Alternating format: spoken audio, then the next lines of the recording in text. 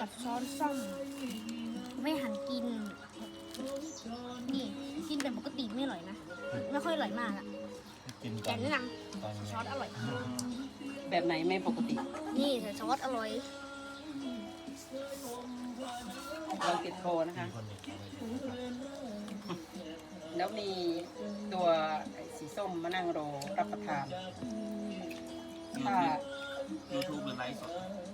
ได้จดได้แล้วปุ๊บ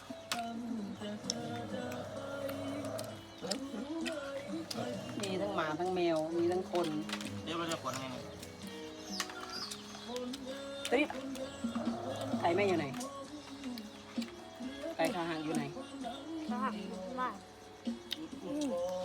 สองอัน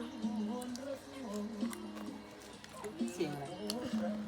ก็ขอจบเพราะว่า ขอจบแค่นี้เองโอ้